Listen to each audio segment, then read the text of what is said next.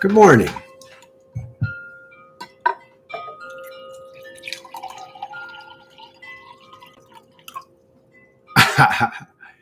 I'm wet.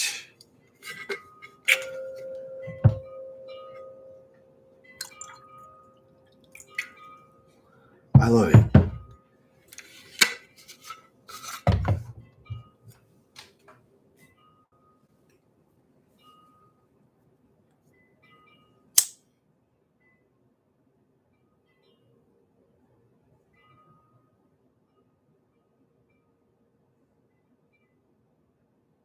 Today, I'd like to bring you into a vision of the future.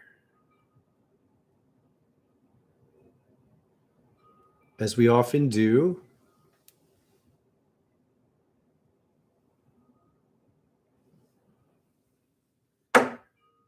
to address big visions, we also address small visions. It's easier to change scale than to change form. And often it's difficult to see big pictures because we don't know how to see ourselves honestly. And it's often difficult to see ourselves honestly because we are not seeing the big picture with full clarity. The passion that exists between us and where we can fully live is out of tune in many ways. Nothing is wrong. There's just a lack of harmony in the world and within us. To embrace harmony is to identify, what are you really? To know who you really are, you need to know what the world is.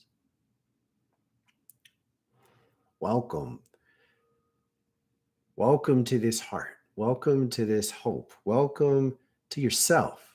Even if you don't know it yet, with your mind, how about say yes to what you can learn to feel? Even when it's just a little taste, trust that the little taste is a seed of possibility that offers you the potential to embrace a new way of life, a new way of life that is in many ways old, that is known. It is something you can remember, put back together, reclaim the pieces of truth that are honest, that are present within you, and allow them to wake up. Allow the awakening within you to transcend cultural dialogue, and external impression, and fleeting conception. To see through the static that is in the way of you and you must gain the trust that you have the ability to see reality into existence. Vision is an active force. As someone who is challenged seeing physical existence clearly, I can tell you that our power to see intentionally reshapes what is.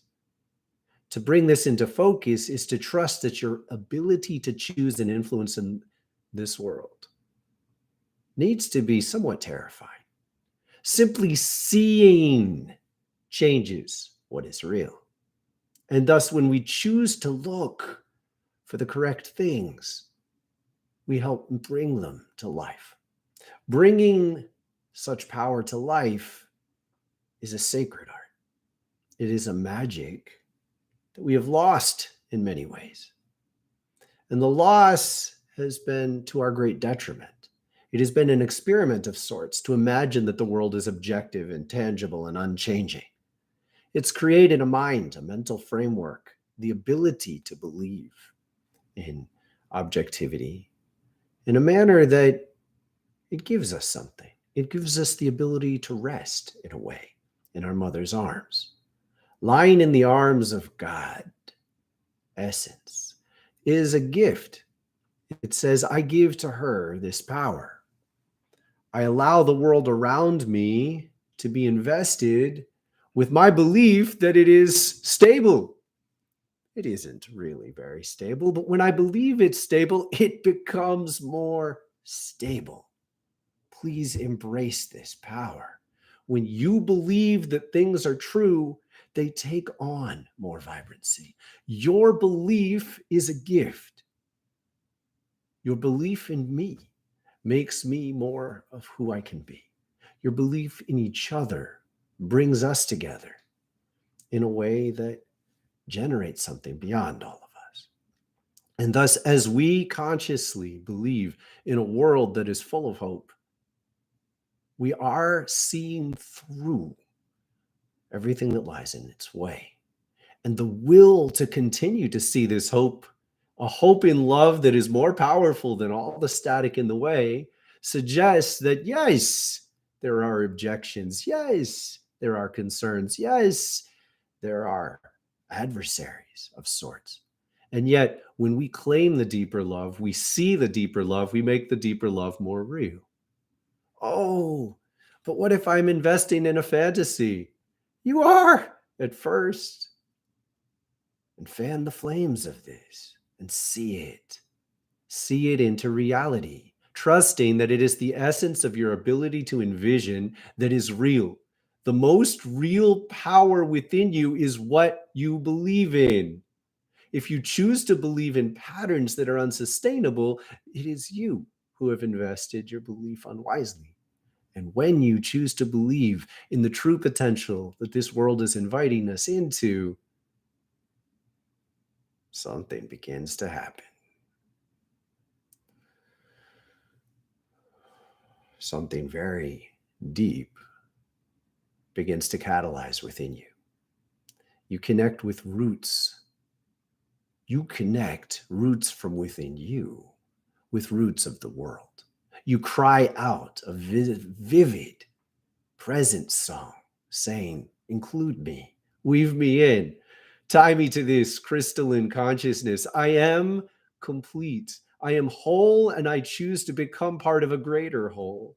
And as I do, I embrace the flow of life that moves through me with this acceptance. I allow myself to be fed by the blood of the earth, the spirit, the living, vibrant presence of something beyond myself that I become. And as I become this, I feel it. And as I feel it, it becomes more real. And as it becomes more real, I can feel it more easily. And I breathe in tune with it, and my ideas change. My inspirations change. I know myself as something more than I was before. And as I trust this and continue to believe in it, it works better, comes more fluidly, shows me where to step, and shows my steps how to become a dance, a living dance, a moving meditation, a practice for a time that takes us into divine motion. Glad in our hearts that we live in these bodies, thankful for the restrictions that they give us, and curious and even eager to find out what are the limits of this. How can I dance in this life as fluidly and most beautifully as possible? How can I find those steps that are most true to me? How can I know myself well enough to see these steps into existence? How can I feel within me the feelings that represent who I choose to be and allow this to move me into a true ecstasy of daily existence? Letting each breath breathe me, allowing the fluidity of this to be what I see within myself. I invite you to learn to see within.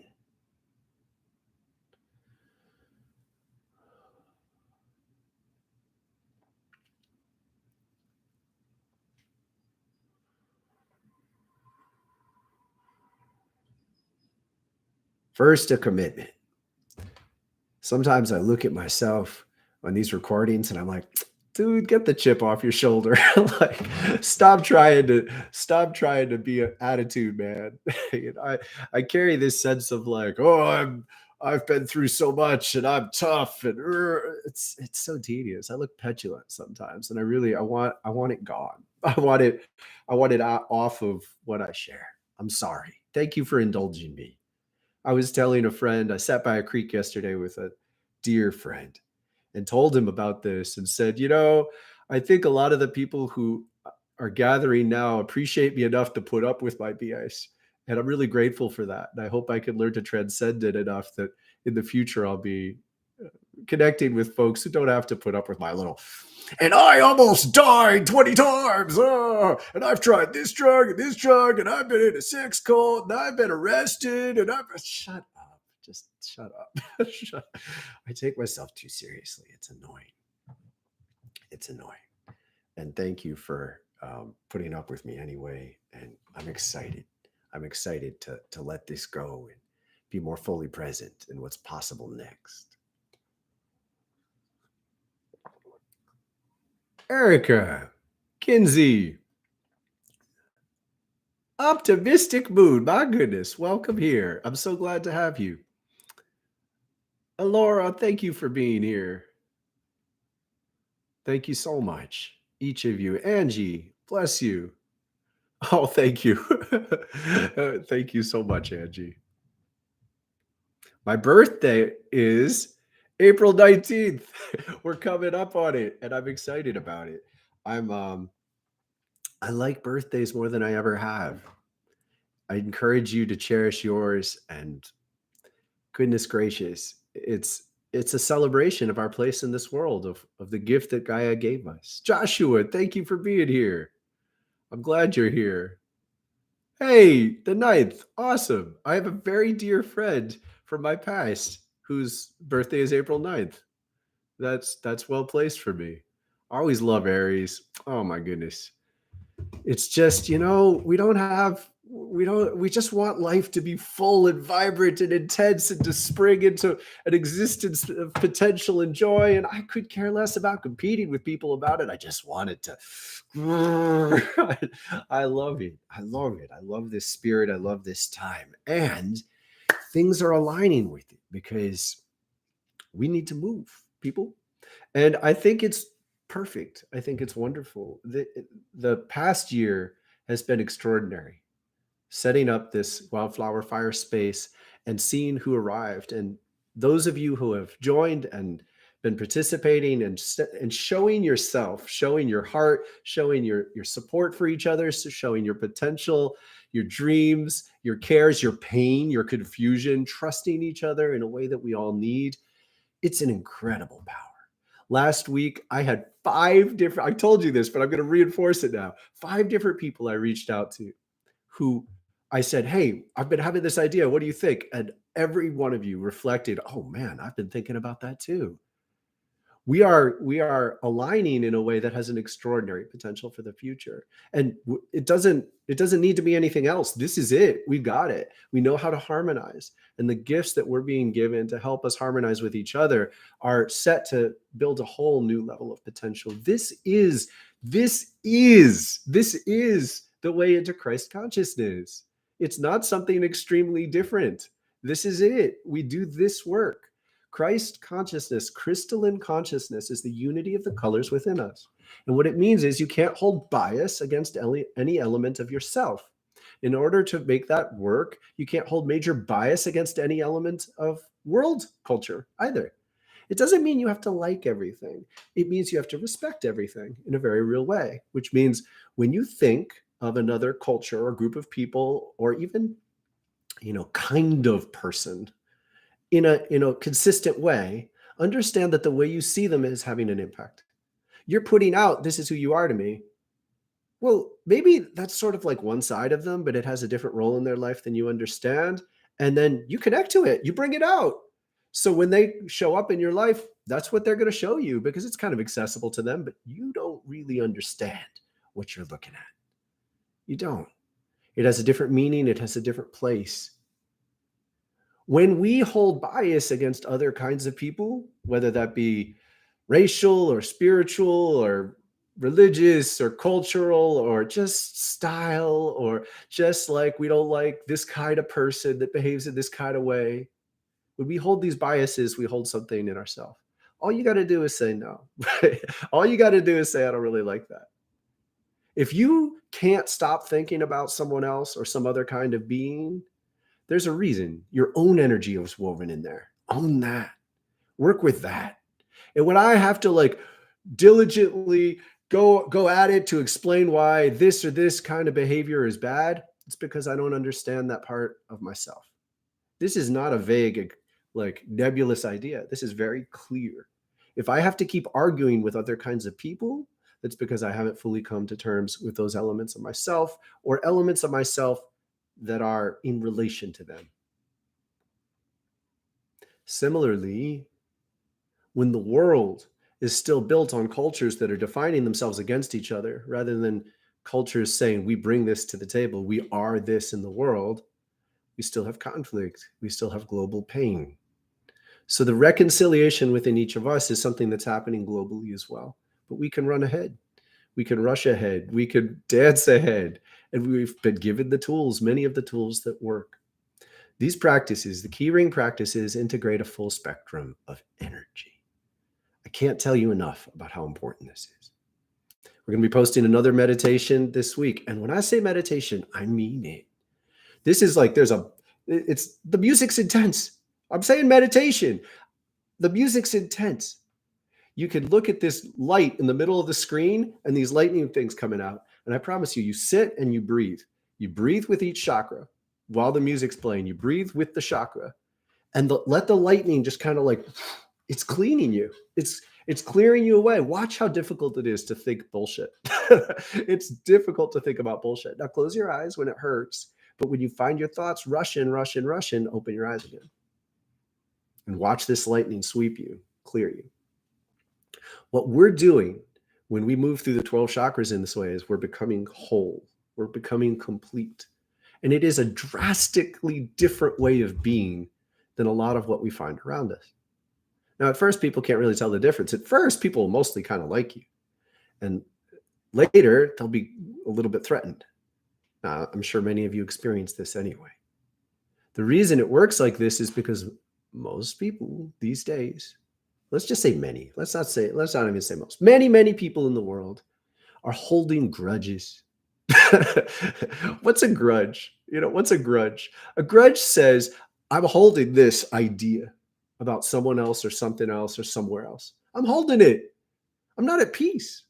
I'm holding a negative experience of something else within me. Now, if I have a grudge against death metal doesn't give a shit about me. I have to hold death metal and my resentment of death metal. Now, I don't particularly like it. I never did. But why do I have to think about it? Now, as it so happens, I don't think about it. It doesn't have any purchase on me. Not liking it is simply a choice. I just don't like that. And my preference when I don't like something is to have nothing to do with it. If you don't like something, but you keep thinking about it, why? Now, the reason I'm focusing on this is all about vision. I'm telling you a very simple secret right now. You cannot see clearly in this world unless you own all the color. You got to own all of the color. What does that mean? It means if I'm doing good in the world, but I just really don't like Chinese, then that yellow energy is tainted in me. I don't have a pure yellow to work with. Whenever I feel yellow, I say, ooh, they're mean, they're dominant, they're cheaters. If I think that every time I think Chinese, then the yellow within me gets a little poisoned. Now I can see it. I can see it when I look at each person. I can tell that you're poisoning your yellow. I can tell your relationship to all the colors. That's what we're doing when we do the chakra readings. I'm looking at you and I'm saying, which of your colors is out of whack? And we're looking at shades from a muddy red, just so you know, in the root, all the way through something a little beyond ultraviolet, a pure crystalline up here. If any of these colors are tainted, it tells me something about your relationship to them. Now, this doesn't explicitly translate into a resentment of those cultures. You might know it as something within yourself. Your power, yellow is your power in your navel. You might be afraid of your power. You might be saying, no, people who are powerful are brutal, they're abusive. That thought right there, you want to know what that thought looks like? People who are powerful are abusive. That thought looks like yellow smudged with cobwebs and gray, kind of sicky. That's what it looks like. That thought exists and it looks like that.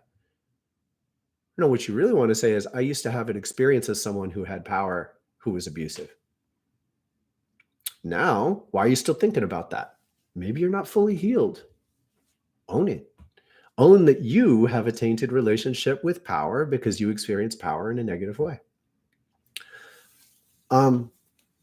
Turquoise. This is planning and decision-making energy. Perhaps you grew up in a school system that forced you to do a lot of work you didn't like to do.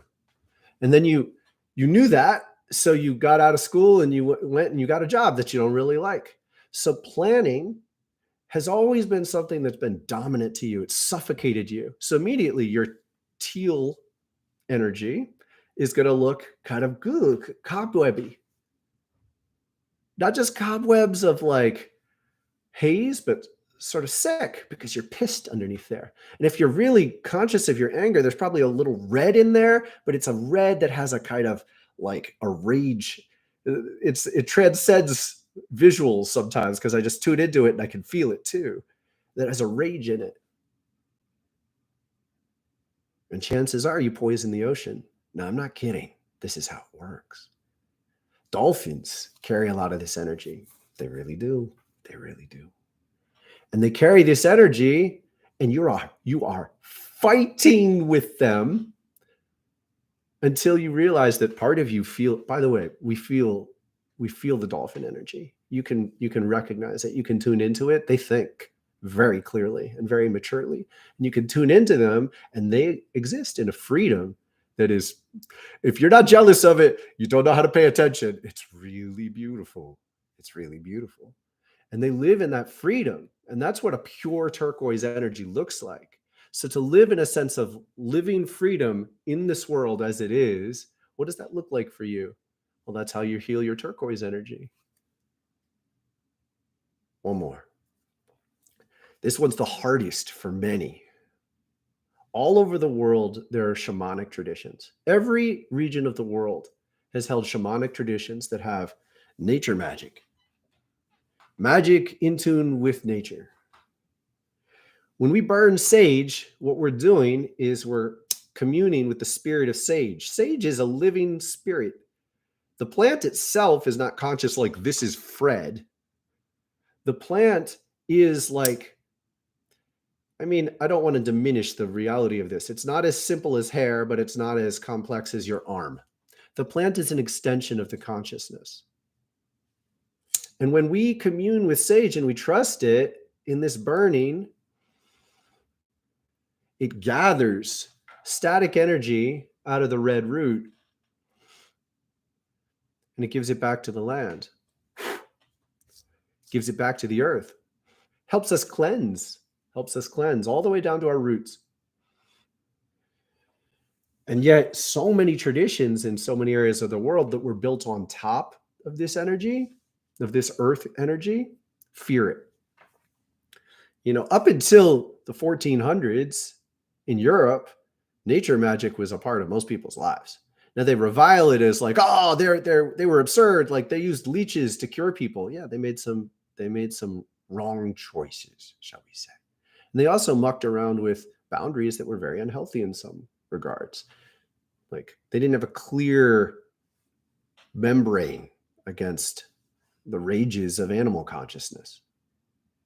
They didn't. And so when the unhealthy elements of magic were reviled, they just bricked it over, built a wall. We live in cultures built with these walls. And so ultimately we're cut off from the root.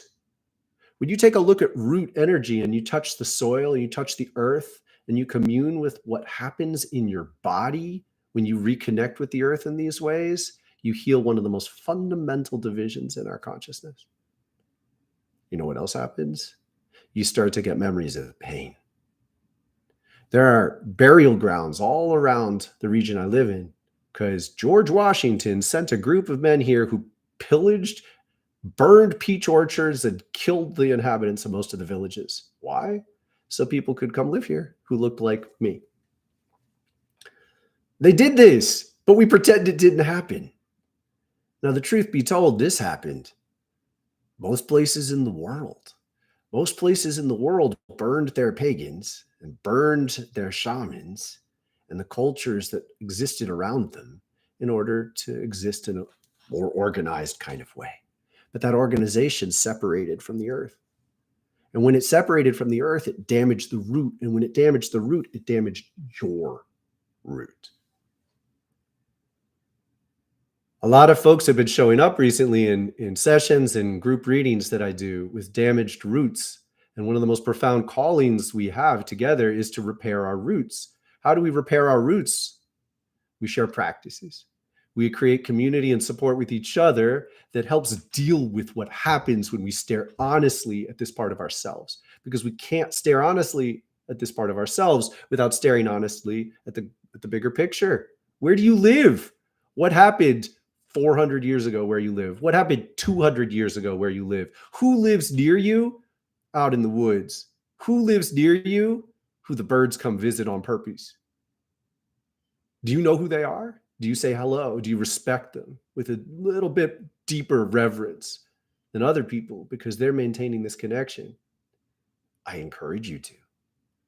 And I encourage us to find a lot more ways where we can support each other in repairing this energy. Because when we repair the root, energy flows into us that enhances greatly all the other energies within us, and it brings a spotlight. This is more than fire. This is more than water. This is more than earth. This is more than air. Spiritual presence in this way functions in manners that we can't understand from within the five senses. In order to understand it, we have to use the metaphors of the five senses that we know. And we're going to start with vision.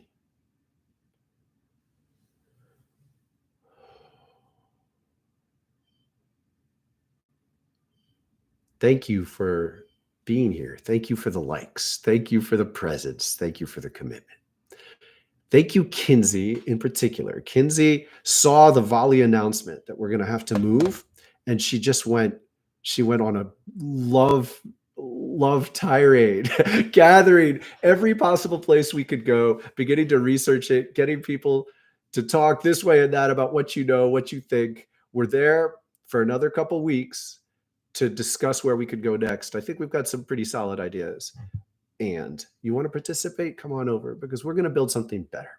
As Kinsey herself said, I don't want to shift from a job that pays the same to another job that pays the same. I want to be present in a community that has more dynamic opportunities. I'm envisioning the opportunity to meet more regularly, to do meditations and group seminars where I teach you how to read yourself, where I teach you how to see these things clearly in groups that are present in video meetings. In order for this to work, we're going to have to add some kind of charging. There's going to be a fee, but there's also been a so far anonymous donation that's relatively substantial that can function to begin scholarships for anybody who does have a lot of difficulty. We're going to make a space that everyone who loves it and everyone who's called could be a part of. Because I care deeply about those of you who have rejected capitalism, because you know it as the force at the heart of destroying the world and our love and our passion and our truth. I don't believe it does have to work this way, but I honor those of you who have that relationship to money. So we're going to find a way for you to participate too. But we want the best. I want a system that is not just hacked together, something that facilitates regular meetings. Yesterday, we had a meeting in the second course, and it was what I most want to be doing. We shared a meditation. And then as we went through the circle of fifths meditation, I invited those who were present to pay attention to what stood out. And then at the end, we discussed what was weird for you when we went through that meditation. What grabbed your attention? What about it grabbed your attention? Really, just knowing that you have trouble breathing with a specific chakra is an initial diagnosis. I want to be there to help you learn to make these determinations on yourself. It's what I'm most inspired by. And I want to create a community where that's facilitated far more than anything we've had so far. So we're looking at platforms that will enable that. Just schedule a group video real-time meeting so that we can talk to each other. Because I've been doing these readings on you all with little text message that says, please read me. No offense. That's pretty awesome. not no offense, no overdoing myself, but that's a special thing. To do it when I can see you and we can talk, far more effective. We can do so much more. So I want to set up situations where we can do that. Next. I also want to set up situations. I want to take this a little bit more to the next level. Now, I'm not saying indefinite right now. I'm really interested in getting us from 21 to 34. We're often hovering, like we get to 21 sometimes in this class. Right now we're at 13. These are very, very special numbers. This is the Fibonacci sequence. I want to hold at 34. There's a reason. 34 people who are tuning in regularly every Tuesday morning because we're creating a power with each other. We're creating a power that facilitates things that are greater than anything that any one of us can do on our own. When we get enough intensity, sustainable, we can support people who show up in a very different way. We can help people hold their presence and their truth much more easily. This is a healing process. When I was in my early 30s, almost 20 years ago, I made a very profound, clear, loud prayer. I said, what is the greatest healing work I can offer the world? What is the most effective and efficient work that I can offer people? Because I was going from teacher to teacher, realizing that a lot of teachers seem to have a vested interest in me staying sick because it kept me disempowered, because it kept me empowering them, kissing their ass and giving them money. And that is an awful dynamic to sustain, and our entire healthcare system is dependent on it. Creating systems where we all have a vested interest in thriving, in everyone else thriving, where when you thrive, I thrive, because we're feeding into there's a word there that I don't even, congruity. We're feeding into an alignment and an attunement. When we feed into this trust with each other, there's a living presence of something greater than any one of us. And when we commit and invest in this presence, this shared love, it gives back more than it takes from us. And it puts us in a position where we can thrive in the real world and help the other people we love to heal. Help the people who may not ever pay attention to these things, who may not even gravitate to the idea of meditation. And yet our presence can catalyze their healing without needing to argue with them. I want to get to that level, and we need more. We need a greater depth. But we've got all the foundations, we've got all the seeds. So this shift to a new community is more than exciting. I think of it as the correct time to be doing this. It's a divine guidance, and I'm really, really eager to see how it comes through. So please look out for it. Tomorrow at 2 o'clock, we're going to be doing a live meet. You can get there through Volley, the current community. I'm posting the link. And once we meet, I would like to do a meditation, and then to have each of you talk about what matters to you, what inspires you, what you need, and what you're grateful for, what does work about the community we share so far. And for those of you who permit it, I'd like to record that and use snippets of it as an advertisement, as a reach out, as a hand into the wilderness saying, hey, come join us and help create something beautiful.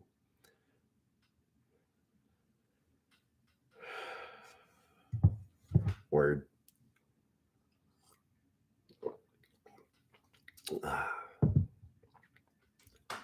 Misty, thank you so much for being here.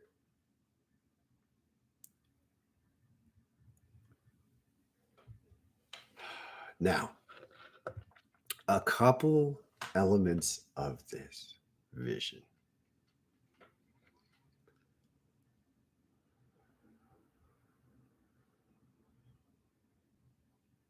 Something very amazing is happening in the world right now. I invite you to set aside a need for proof. The part of your mind that looks for that will not be able to rest in what's actually happening. There is a feeling that we can generate a connection to now. I feel it. And as I communicate it, you can tune in. This feeling is the vibrancy of a literal presence. There is the presence of a crystalline grid, Christ align, the love of Jesus with Mary Magdalene. Christ align completes the unity of gender, of culture, of race, and says all of these forces are present as a part of me. This presence exists. This unified energy is flowing in the world. And yet, much like a radio station that you don't tune into, it will not affect you nearly as much until you learn to tune in. Every radio station is flowing through the air. We can tune in to Wi-Fi signals. We feel them. And when you know how, you can tune in even more in depth and gain information from those signals. I do this. Some of you do this. The crystalline grid is actually easier to tap into than a Wi-Fi signal. But you have to do the work to enable yourself to receive it.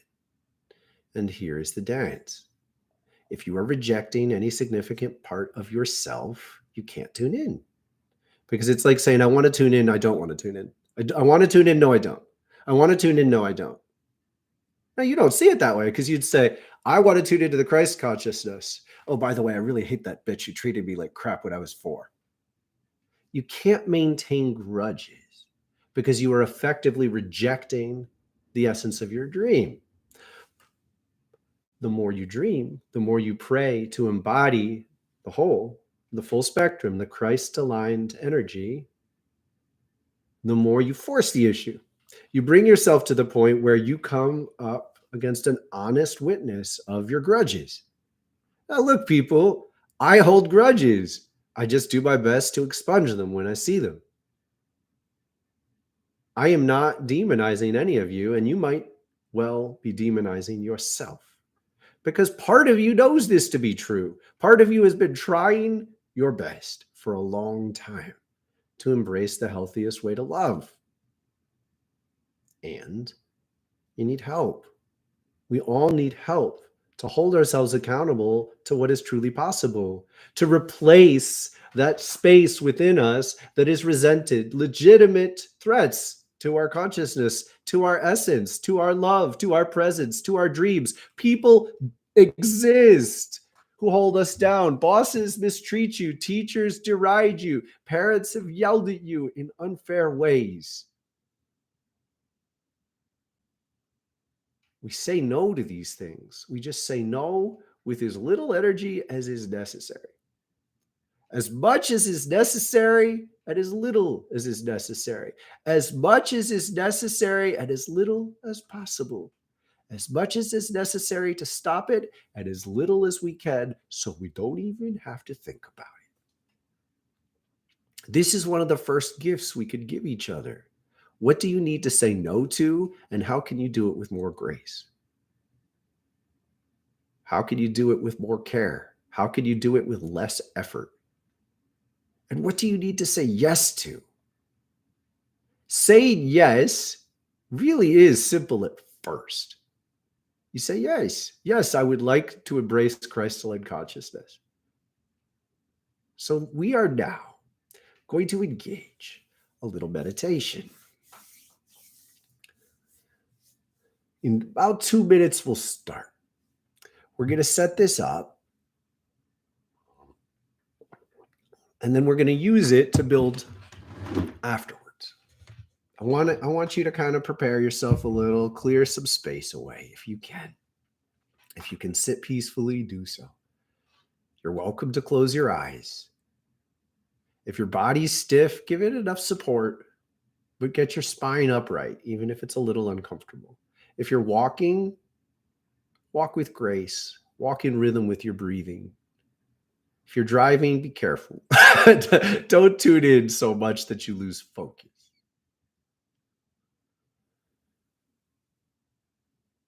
And I invite you to feel your root.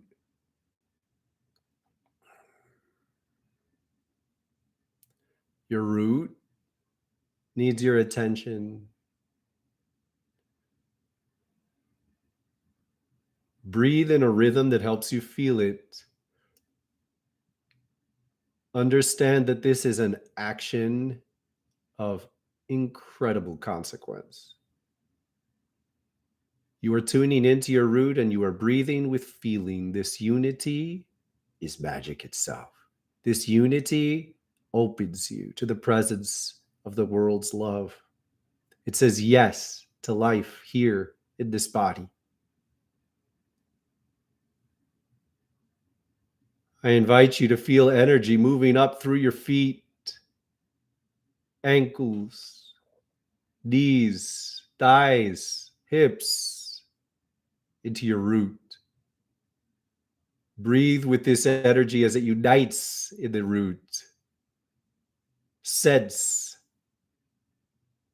your legs as roots into the soil of the spirit of the earth. You are rooted.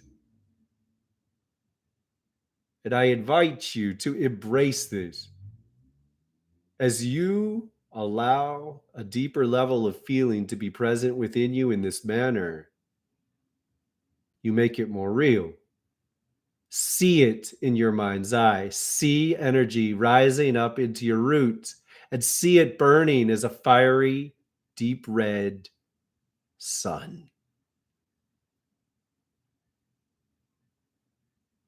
And breathe with this spirit in your root. And deepen it, drawing in more breath and holding it a little longer as you feel more vividly.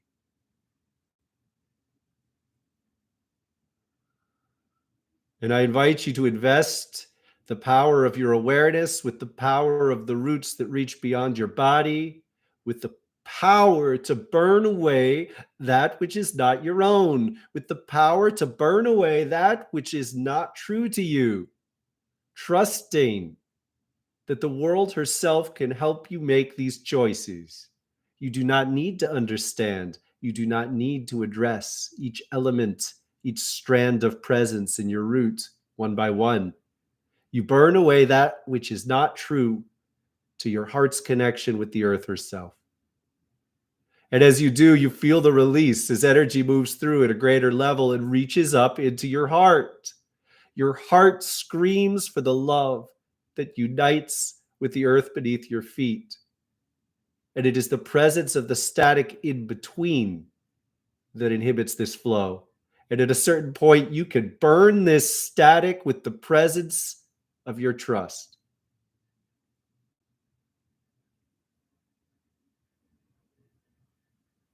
And you're feeling a unity as you breathe in your heart and witness lines of energy moving up from the earth into your root, transforming into the spirit that feeds your blood. And you breathe with this spirit. Now you're breathing. Now you're breathing. This is really breathing.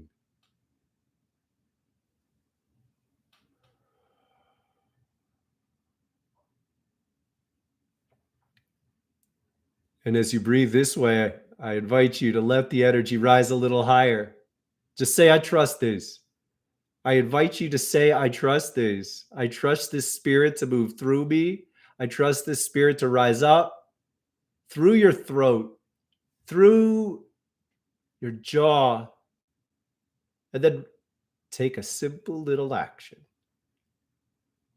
Touch the tip of your tongue to the top of your mouth.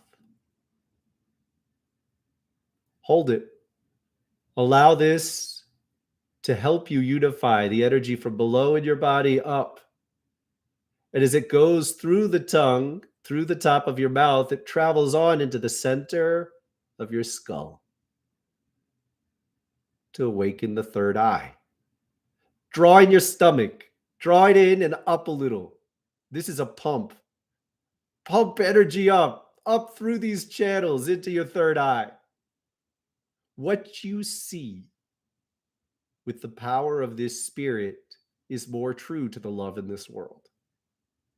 Let go of your will to see the threats and the dangers of the past. Let go.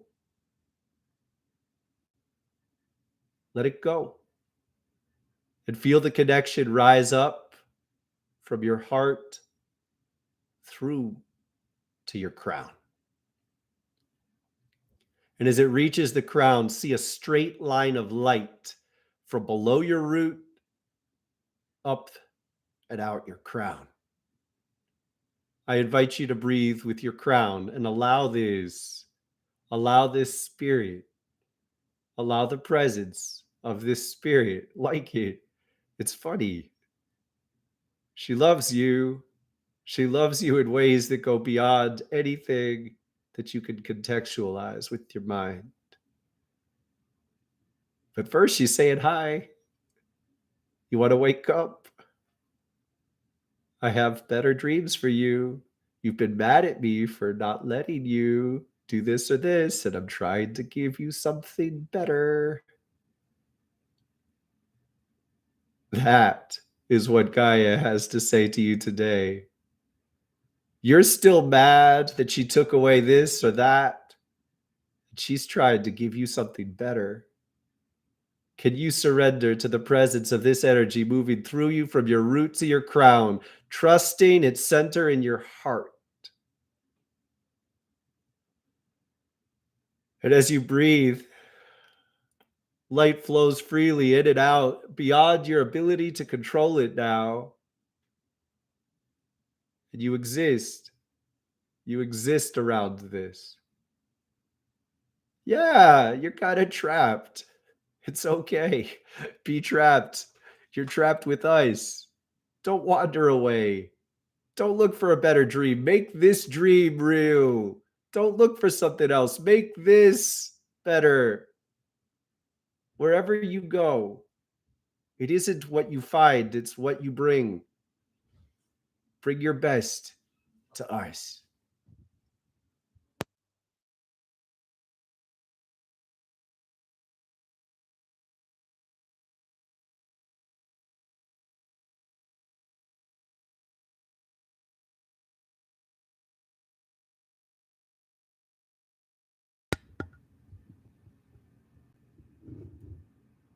Let go. Let go. Let me tell you a funny secret. Let me tell you a funny secret. When you work with conscious breathing and visualization, it is not better to last longer. It isn't. There is a correct amount of investment that your spirit needs from you. Somewhere between a couple minutes to 20. But when you're working with 20 minutes, you don't want to be thinking about your breath all the time. You don't want to be seeing the exact same vision all the time. Why? Because you don't know how yet. You don't know how yet. Presume that there's always a little bit more vivid. There's always a little bit more in tune. So create space to be next to something that's better than you are right now. What does this mean? It means let go sometimes. Let go sometimes. You didn't fail. You created space to learn how to go deeper. If you don't leave any space, you won't be able to see it. You have to create space to let life tease you into coming a little deeper. And as you allow that, as you allow life to show you how to go a little deeper, you're going to start to see the new snippets of joy. Now, one of the most common times to see it is as you wake up or as you go to sleep. I encourage you to cherish these times. Magic is happening in these times. It's where you remain most aware, where you remember who you are without this body. And please understand, you don't need to go back before your birth or after your death. You just need to go into this in-between space of sleep. When you're sleeping, you don't stay in your body. Not all the time. You're wandering, but it's a deal. It's a deal to forget that for the most part so you can be here. So when you cherish this in-between time, you're going to start to witness visions that are magic. And these visions are something in between real and not real. They exist in this space of potential. And when you remember them on purpose, they take on greater magnitude. And you'll start to witness with something called symbolic sight. Symbolic sight gives you the gift of bringing things into your reality that are metaphorical. They last. I recently worked with someone, and I hope you don't mind me sharing this. I won't say your name. I worked with someone who had a vivid dream in this in between time. It said they were driving, they were hurrying to get somewhere, and then they ran out of gas.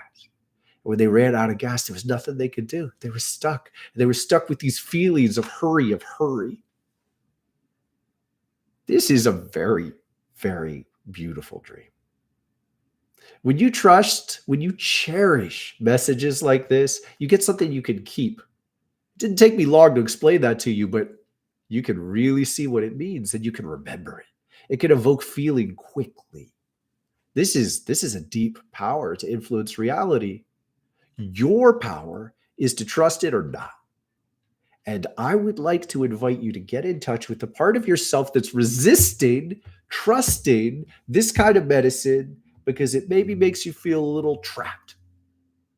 When you trust this kind of medicine, it can feel like part of your power is being taken away from you.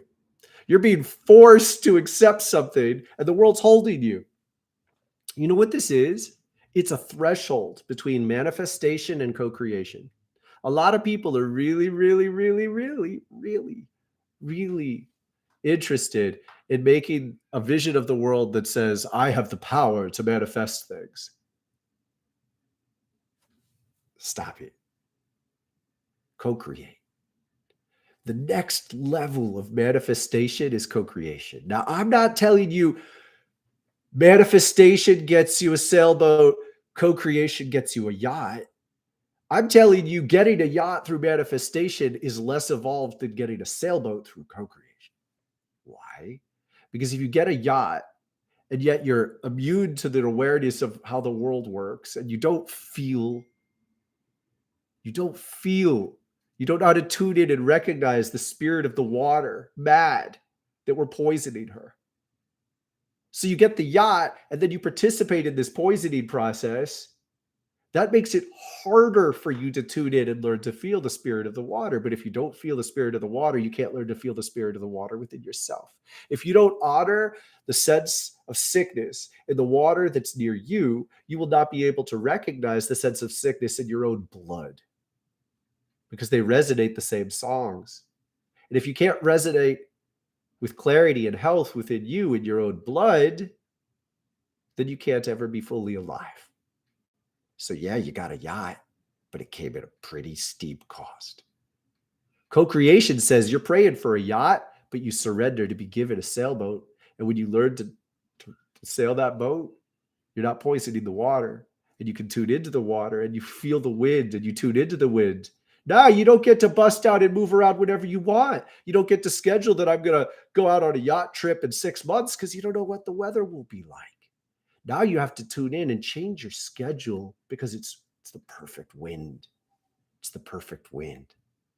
And now you're changing with the world. And this feels like constriction. Now you can't schedule something ahead 6 months.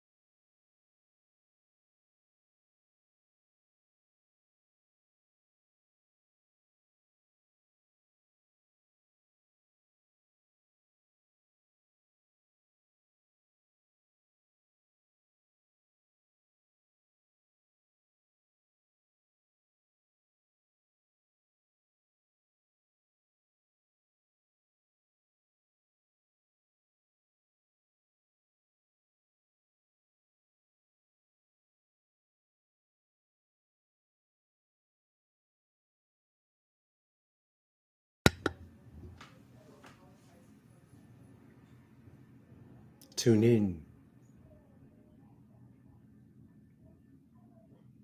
Healing can feel like losing control to the wind. We are often choosing not to see ourselves honestly because it feels like we're losing control. But we never had that control. It never really worked. We weren't really getting happiness out of the ability to decide what happens 6 months from now exactly. Happiness comes from being in tune, being in harmony, dancing with the restrictions we are given, pressing, pushing, yearning, yelling, screaming, singing our full heart song in effort to create what we want, and respecting that often we're going to be even happier with something better. Better is not the difference between a sailboat and a yacht. Better is being happy, having an open schedule on the days when it's windy, and having the freedom not to engage in scheduled activities that day because it's time to dance with the wind. What are the winds in your life? What are the rhythms in your life? Do you watch them? Do you move with them? Do you ever dance in the rain? I mean this. Do you ever dance in the rain? If you don't dance in the rain, why do you not dance in the rain? This is a real question.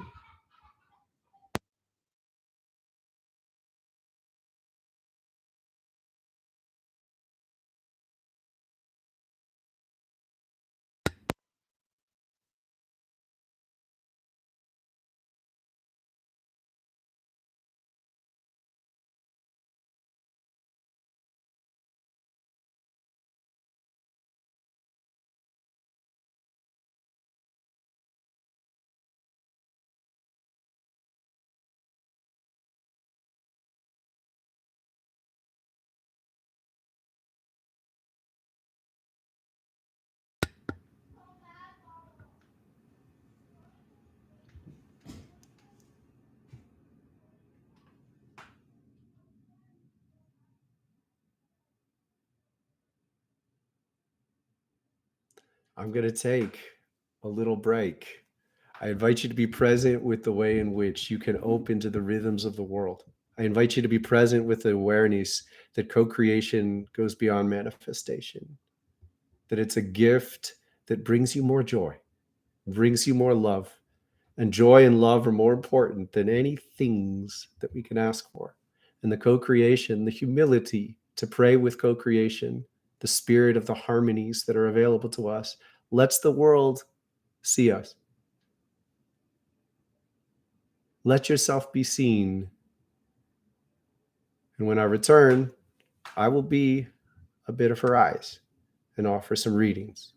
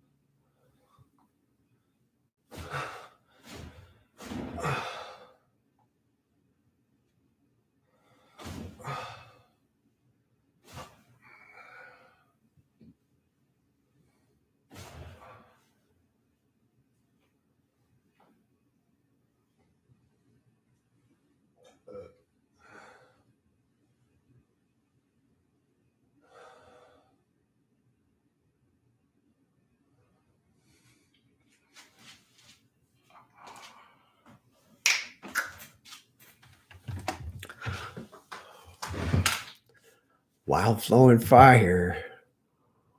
It's not just a metaphor. When you learn how to get in touch with the deepest love within you, you gain the ability to move through anything that gets in the way. So I'm not immune to the world. I'm not immune to the world as it is. I'm not immune to the mistakes that I make. I still carry dissonance. And when I connect with others, I experience the presence of that dissonance. I can just move through it. It doesn't have to stay with me. I don't have to stay with it. And so when I see you from this space, I become more of this, and it gets increasingly easier to build that connection with you in a way that helps you do it, helps you embody these elements within yourself. So I don't have to be as afraid to come closer, to connect more deeply with people, because I know I can just do that.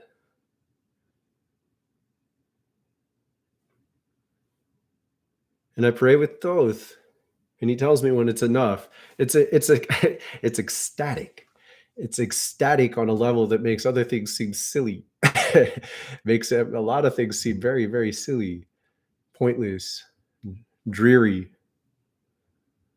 And that can be overdone. And so he lets me know that's enough. And he let me know that's enough. We're taking this to the next level, folksies. All right. Angie, Josh, Shannon, Laura, JD, Misty. I'm not going to remember it all. Angie.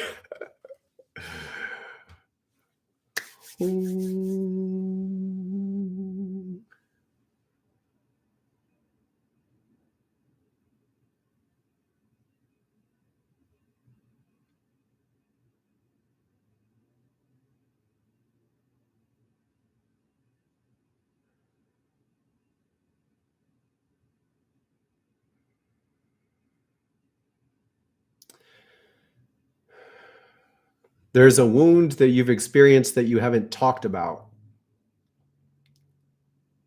It's heavy. You haven't talked through the feelings. You need to use your art to help face this wound, because you're turning around and going back to it without knowing what it is. You're going back to the energy of it, and it's kind of covered in, like, you've made collages of energy over it to kind of cover it up. On the left side of your throat is an energy you could meditate on. You could meditate on the left side of your throat and paint and just see what happens. And you would need to do this for a while. But if you breathe and stay focused here, largely, even just like a third of your time, so just keep bringing yourself back to breathing and focusing here. And you're saying, what needs to be expressed?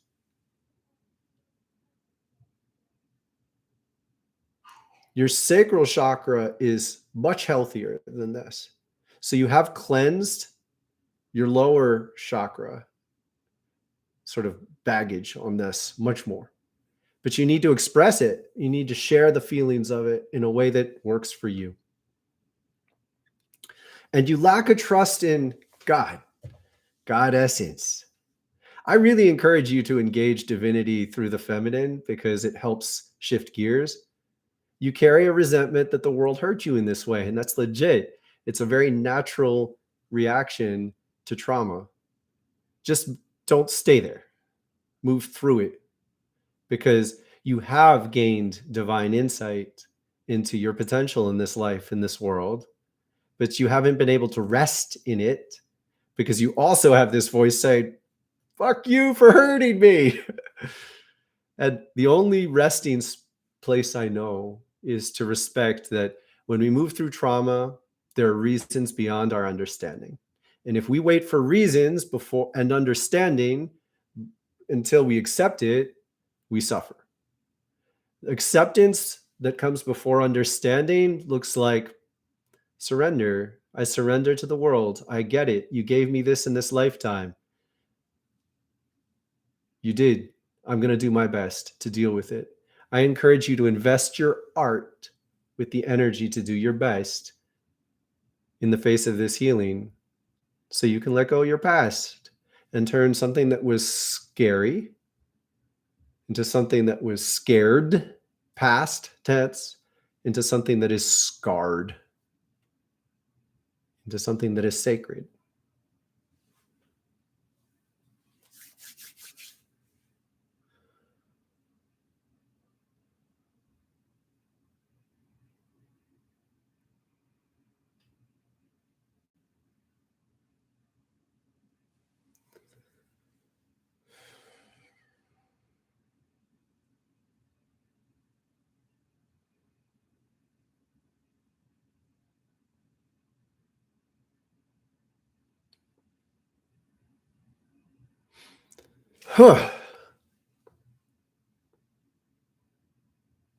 You do not need to argue right now.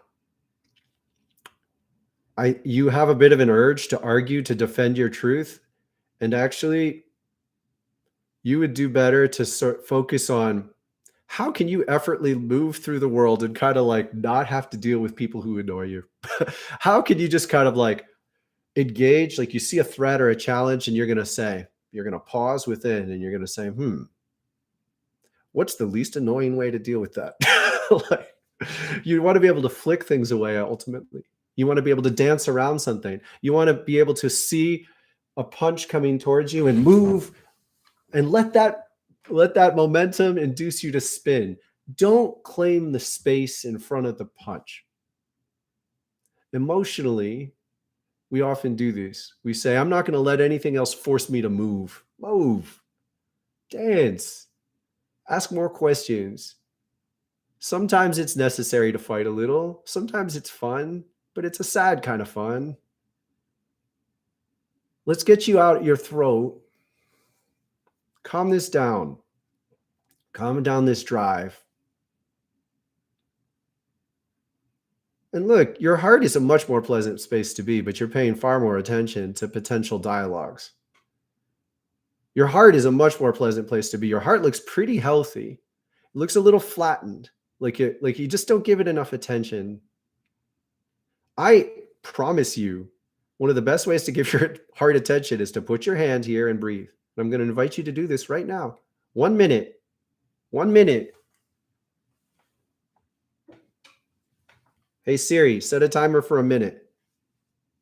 1111. Starting now. 1111, people.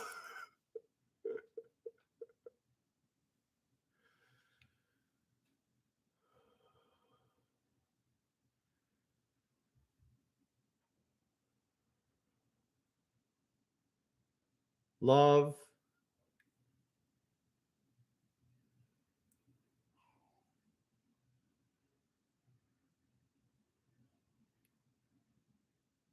Appreciate.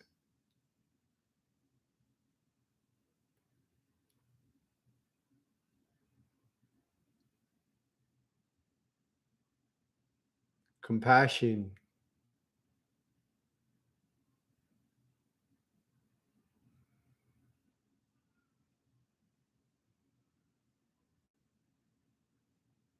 Gratitude. Ah, there you go. Just bust it open. Beautiful. Be with that. Breathe with that. A lot of you felt that. That was like a flowering. Whoosh. What happened energetically? Something went from 2-dimensional to 3-dimensional. So there was a cleansing that can only happen when there's enough presence and healing to let the energy flower. It flowered beautifully and it's pretty pure. Oof. Tell me your heart doesn't feel great right now. If it doesn't, let's just keep doing work because this is a beautiful, pure spirit. Thank you so much for holding space for this, Joshua. You certainly did and do. Whew.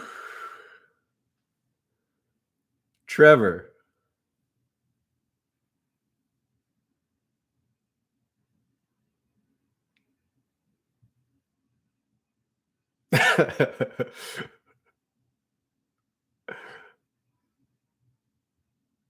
So your third eye.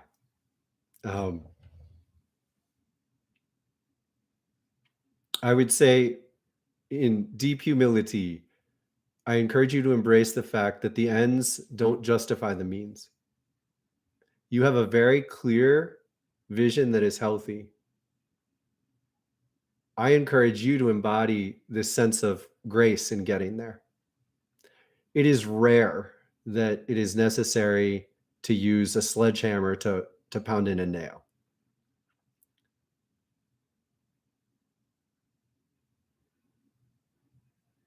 Your vision is healthy. Get it in tune with your heart. Your heart gave you these visions, but they've been bent a little.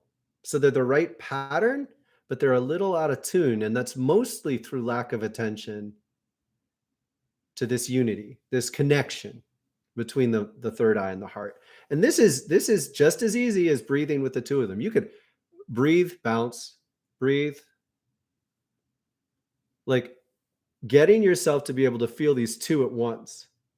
Now, this is healthy for everybody. You can all do this, but I particularly invite you to, Trevor. Yeah, yeah.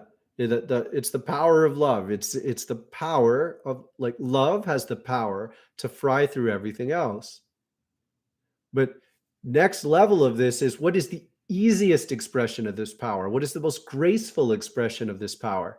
How can you just whoosh, let it move through you? Ultimately, many crises, many difficult emotions, many fights go from external to internal. And then once the fight's internal, that quick, and the energies reconcile, and you don't need to think about it anymore. You need to aim for these. What is the most graceful way you can deal with a lot of the challenges? You're still pissed you have to deal with some challenges, and I so honor that. Oh my goodness. I really respect it. I'm with you in many ways. And try to take down your anger and just be like, the anger is there as a force before it becomes anger. That force before it becomes anger is just the right amount of power to just melt through whatever's wrong. Now, don't use a blowtorch to get a weed when you've got a flower next to that. There's a flower you want. Now, what did you call a weed? What is it? If you'd gotten that even earlier, that was a nettle plant. You could have pulled it up by the root when it was little, before the roots wove with the flower, and you could have planted it in the shade where it had space to grow, and it makes an amazing tea. So it's this respect to say, wait, what's going on? If you focus too intensely on just growing one kind of flower, you're not going to recognize what the things in the way are. You might need to move them, but in order to move them, you have to catch it when it's still small, so the roots don't get entwined. If you catch it when it's small, you'll have the ability to move it somewhere else and create a garden for nettle as well as flowers. In what way can you look at that in your life? You've been fighting something that is valuable because it is out of place and it is getting in the way of what you really dream for. But can you expand your dreams so you grow both these things in proper way? You'll get both when you couldn't even just get one. And it's third eye heart connection that's going to enable that. Shannon.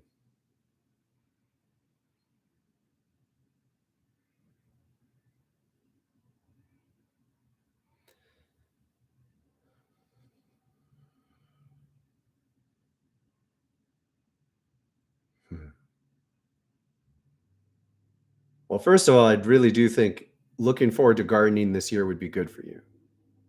For real gardening. Whatever that is for you, whatever potential you have, I encourage you to invest in it now. Think about it. There's a healthy brown energy in your life, but it's not flowering.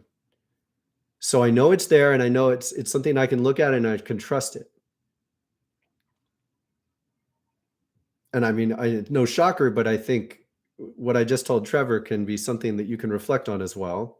But I'm going to encourage you to focus on the fact that you have what is essentially like a really good, healthy, rooted energy, but it's not flowering because it's not connecting into your life properly.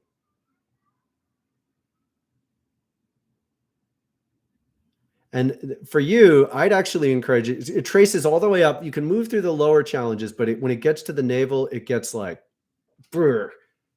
And this is core yoga time. I told you this last week. Core yoga time, core yoga time, core yoga time, core work, core work. You got to fry this stuff. You don't need to think about it as much as you're inclined to think about it. You need to burn through a lot of this stuff with core work. When I say core work, look, there's a core yoga routine and there's a hardcore yoga routine now on the Wild Chakra Yoga channel. The core yoga, you could do that 3 times a week. Don't do intense ab stuff every day. But every other day, you should do at least 3 sets until you're tired, until you feel the fire. You want to aim for fire when you do core work. This is literal, all right? You are churning energy or drawing static energy from all over your system out of other chakras into the navel. It only works when you really don't need this stuff anymore. You attract it into the navel and you do sit-ups until you feel fire. And then you do some more.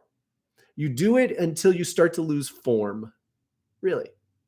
And you just sit in that fire and then just sit there. Don't distract yourself afterwards. Sit there in a still pose. Now, that's what the core yoga routines do. But if you want to do this on your own, this is how to do it. You want to sit in that fire. Don't worry about numbers. Numbers are almost meaningless sometimes. Just get to the fire and stay in the fire a little. You are literally burning the stuff that's in the way. And when you burn it this way, this is complicated. This is spiritual fire. You're transmuting it into soil. You already do this, Shannon. You can take it to the next level.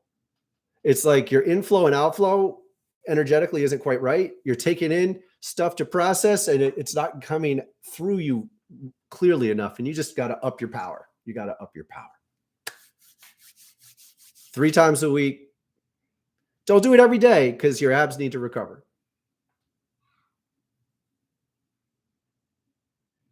Elora.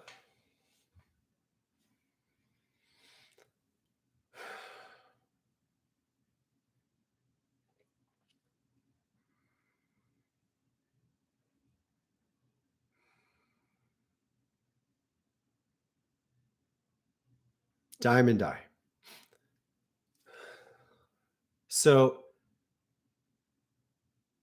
you are exploring a lot in dream time, and you're even carrying that ability to explore into your days, but it's haphazard. You're getting a lot of different songs going.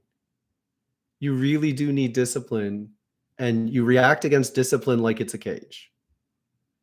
You're sabotaging it.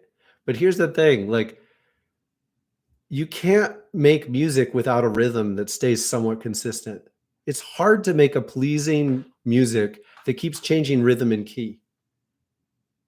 It's not pleasant. Every transition has to be really conscious. If you're going to change rhythm and key, you have to be really conscious about the transitions. So you have to be conscious of before and after, where you're going from and where you're going to.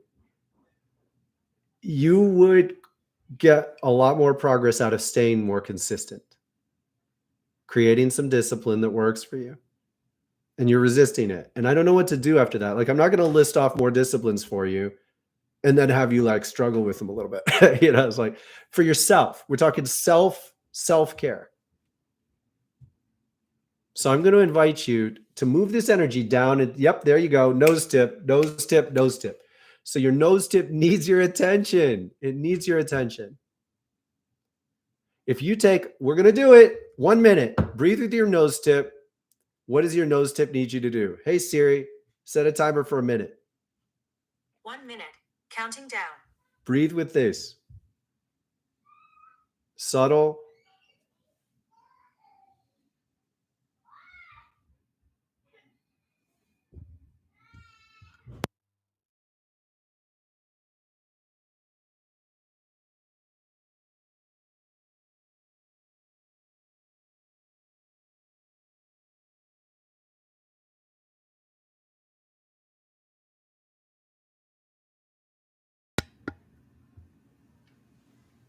Everybody could do these.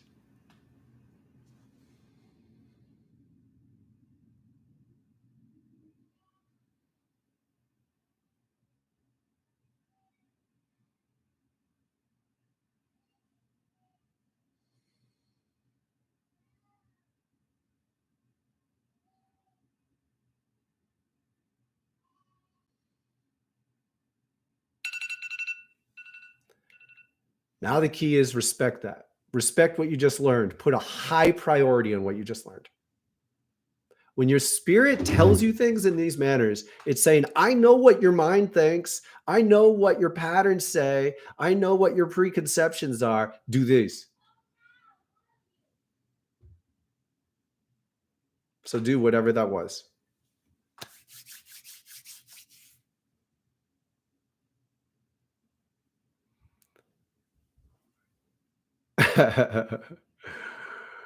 Oh.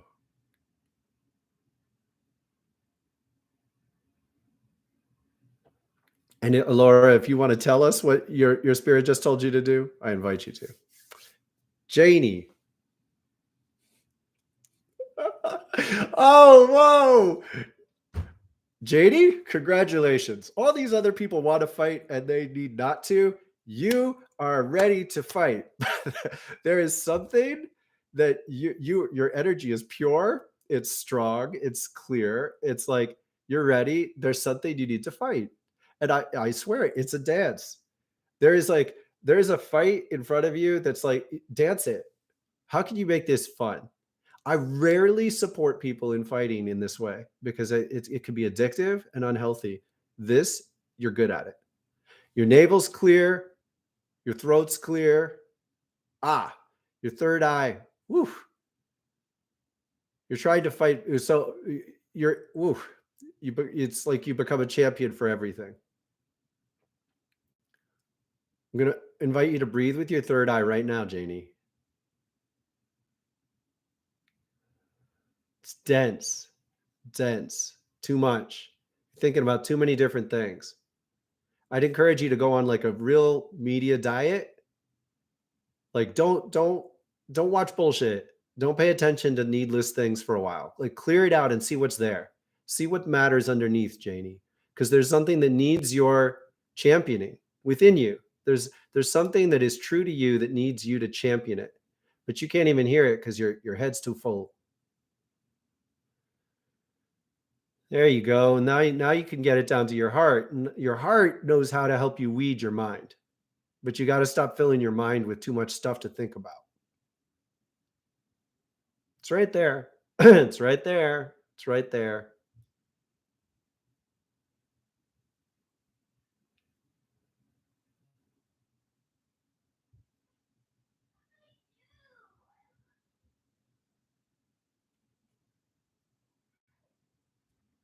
You need to be with that. You might need to go off and be by yourself a little. Like even, skip a week here. You're not letting yourself down if you actually know how to focus on the right things. You could use a retreat. 2 days even. Can you get 2 days at an Airbnb in a place where no one knows you and just clear everything out and just what's there?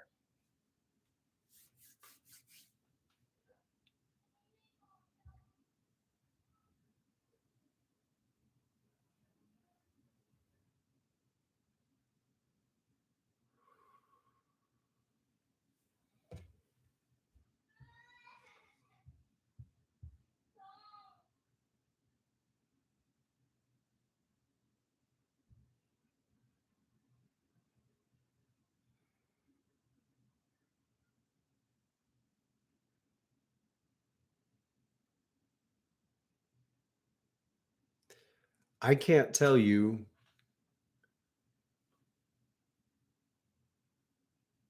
to do this. You know what you need to do. And you can't afford to have me tell you and then to argue with me because you're arguing with the part of yourself that I would represent to you. And you're going to have to come to terms with that first. I trust this. We are always seen. We are always loved. And the love that sees us, that's the blood of this world, is more powerful than anything we fear. But when our attention is with our fears will seem more powerful than this love. Now, it's not true, but we make the difference. You need to make this difference. You're the only one who can do it.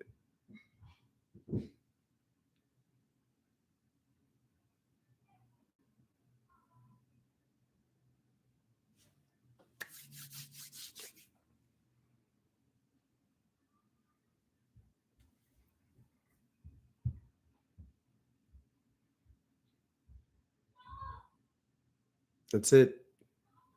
We're with you. Be true. Be true to yourself.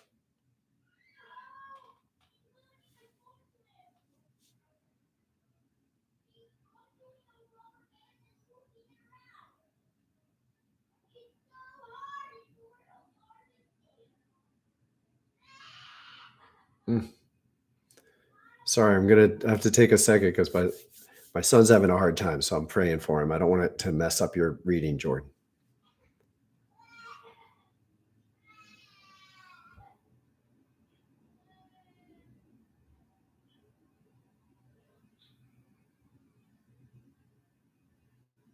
Okay. I'm not going to drag this out today because they do need me, but I can finish. It's okay.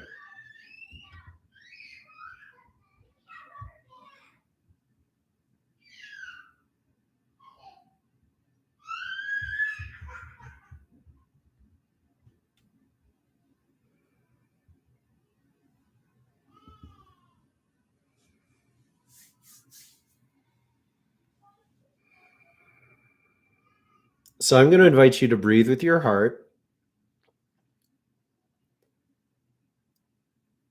Stay with it. There's a momentum in your heart that's super solid. It's a little dense. I would say you're probably the kind of person that as soon as you're strong, you help people too much. As soon as you're strong, you take on one more project than you can do. But this is the problem. You're always taking on one more thing than you can do. So your relationship to life is full of this kind of habitual stress. It's changing your standards that's going to make the biggest difference. So you're struggling in your mind to like address this and then address this and address this as if they're all different issues. There's only one issue. The one issue is you're not stopping soon enough. You're always going too far. And the reason you can go too far is you've got a solid truck of a heart, like a beautiful, it's not just it's like a shining, strong pickup truck of a heart. I mean this with all deep respect. It's sleek, it's beautiful. It's just you're overloading it. No matter what, you're just overloading it. You're overloading it. You're overloading it. And you have to choose to make that standard. So you could it would take 3 weeks. 3 weeks regular prayer. Just this prayer. I choose to work within my limits. I choose to work within my limits. I choose to love within my limits. I choose to love within my limits. Show me where these limits are and how I can keep them. Show me where these limits are and how I can keep this. And then be open. All in your heart. And trust it. Trust it. Like making that change is going to change all of you. It's going to change everything. But there's a place that you're not saying no, and you don't want to say no, and you need to. Period.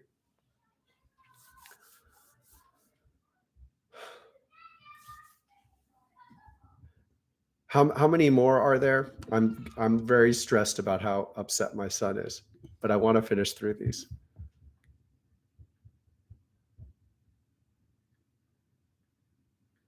Here, wait, before I do, Eric, I'm going to say this.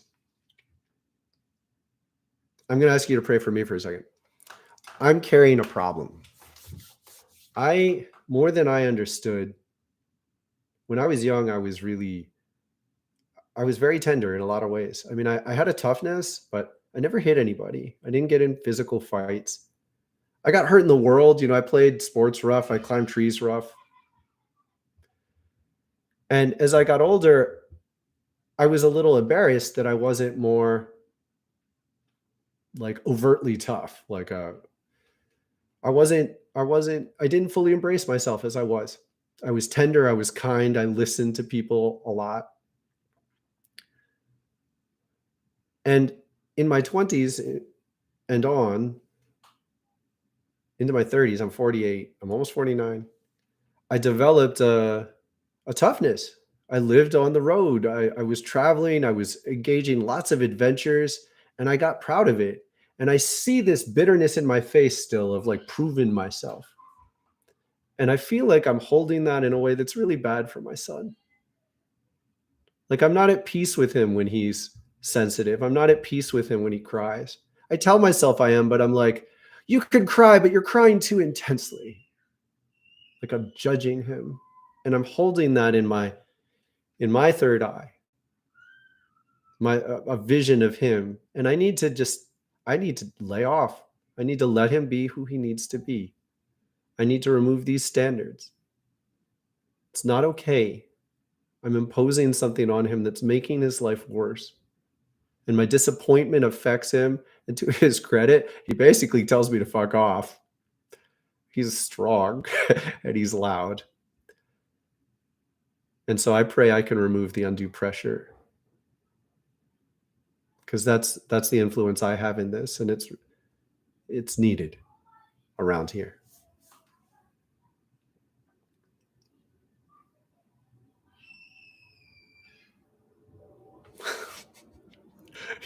He's very stubborn. I love this about him. All right, Erica.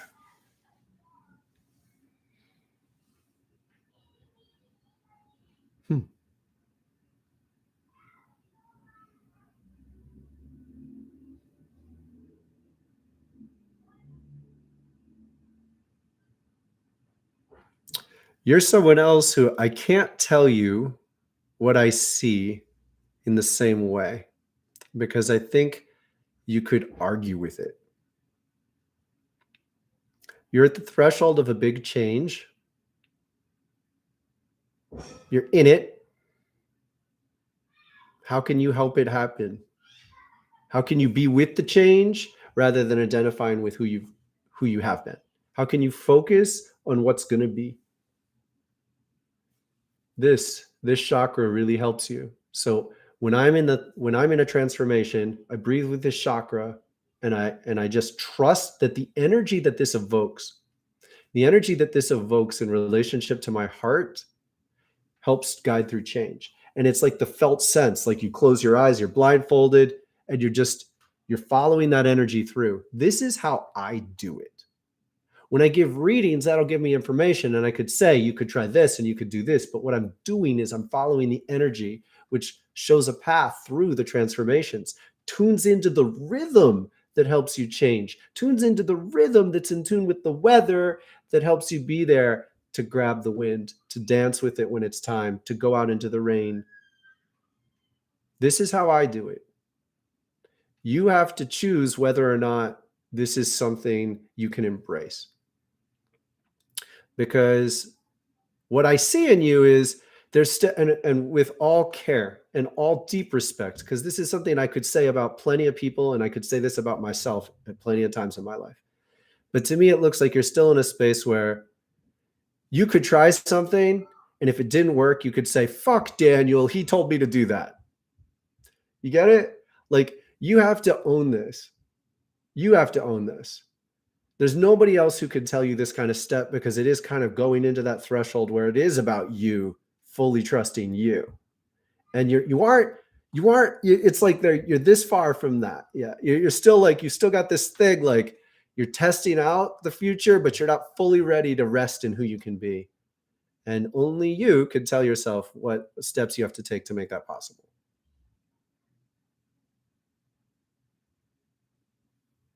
Awesome. Thank you. It's good. It's good.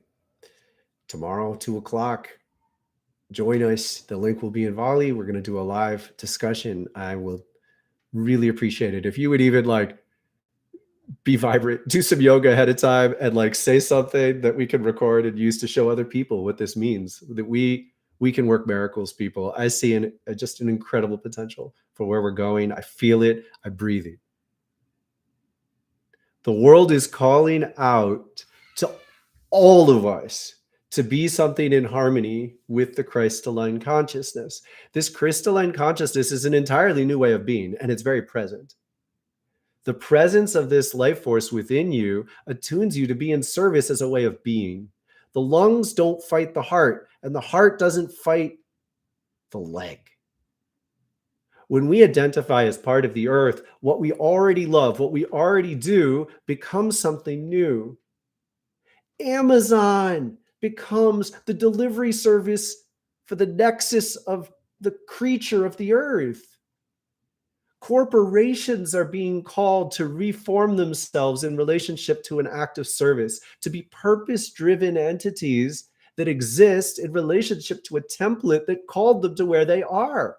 Every major institution and organization that will survive through this transformational time will embrace, not just surrender, they will surrender to and embrace the blood of the earth running through them to guide them to be something that is needed. Organizations are already being drawn to serve in this way. They have already been led through seeding of hope and dream, of vision that people just didn't recognize. The people who took the steps to build these groups, these communities, didn't know what they were doing. And it's us. It's a part of our purpose to be a transformational presence, to be a transformational energy that can help other people through these changes. And before we can do that well for others, we have to do it really well for ourselves. And before we can do it for ourselves as individuals, we have to give ourselves into the sense of the presence of a shared life. And that shared life is a surrender into a co-creation. We let go of a degree of a sense of power. A commitment is free. When you make a commitment, you are free to make that commitment. And if you don't make a commitment of certain kinds, you are not free to have made the commitment. If you say, I will never make a commitment because they strap me down, then you are actually not free because you haven't gotten the opportunity to make that commitment. A commitment is freely chosen. This is the heart of the calling of the earth right now. You are free to say no. And as we say yes, we are freely invited into a commitment that lasts. You don't get to change it in the same way. You don't get to wander off and explore the moon and Saturn nearly as much. And some of you are doing that right now in dream time. And you don't get to because you were fully invest here. So you don't have the freedom to delve into fairyland and to go talk to the trolls and the gnomes as much. Some of you are doing that.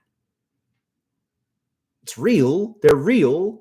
But what is your purpose? You're being invited into a service, a purpose that asks you to unite your presence. And as we unite our presence to be more fully whole here together, we weave with an intensity of a wild flowing fire that moves through less pronounced, less present dreams and visions, where we no longer have to fight them as if they're equals. We just move through them with our breath. We see through them with light shining through our eyes that melts the dissonance in the way.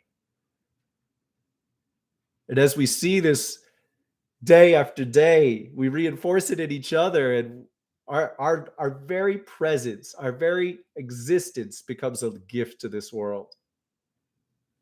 We brush off adversaries as if they're annoying. And we stay focused on our true loving dreams because that investment breathes life into it, makes it more real. We are being invited into an era where competition is no longer the cornerstone of our interactions between communities and organizations and ways of being, where it plays a less pronounced role in our minds, much less our lives, where we gravitate into the passion to be a part of something greater than ourselves, and that these greater than ourselves circles of fire are part of something even greater than all of this, the earth, the living presence of the world, calling us to be part of a body that as she is growing.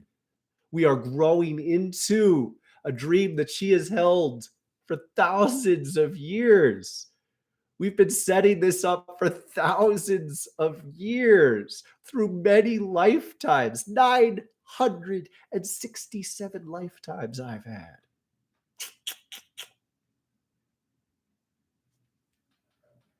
been a long time, and it's all leading into now. The best is yet to come.